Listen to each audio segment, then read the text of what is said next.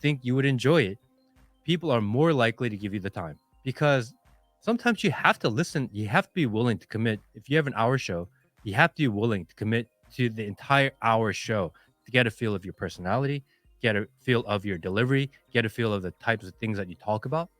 And you'll never do that if you just watch the first 30 seconds and you make your decision. So if you're listening, if you're watching and you enjoy Peter G's show, share the show. You say that because, not too long ago, I did something on, I've done several shows on the Lahaina fires. I don't know if you follow, and, because I don't believe, and I will talk about that. We're going to talk about a lot of things. But the thing was, all of a sudden, a little bitty short blew up. And so people just came on, but they didn't understand my show flow. I'm not a news anchor.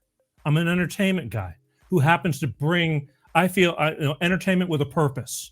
I bring things on. And so they're on, and you know how on a lot of these things, you can do commenting, and things like that. And like, but then they watch the show and they go, get to the point, get to the news. It's like, and there we go, So let's get to some of these things. I just wanted to really get a feel for it because I didn't know a whole lot about you, except I go, I don't know. In my opinion, you came out of nowhere because I've been busting my ass and I can't get arrested sometimes. You think you're going to do something that's really hot and it doesn't do shit, but again, I get up every day because it's just, I've been in the music industry, bands my whole life, and did fairly well. Not as good as some, but a lot better than others. Been able to go be all over the world, a lot of places, but a band is just writing songs. You keep on writing songs.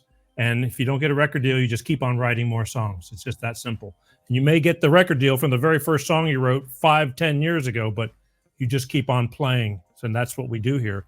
But you definitely caught my ear because you hit a lot of touchy subjects, which divides families, divides people. And that's what's going on in our country and the world and things like that. And the first question I really want to ask you, because you know how damning it is when people get into arguments, families get into arguments, because if you're a left, let's just say left and right wing, if you're a conservative and you believe, and you're trying to tell your friend, like, I don't understand how you believe this.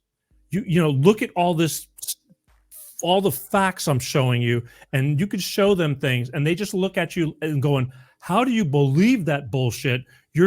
How come I don't understand how you're believing this stuff. How do you go about, what do you think is the biggest problem? How do you reach these people because it's so divided?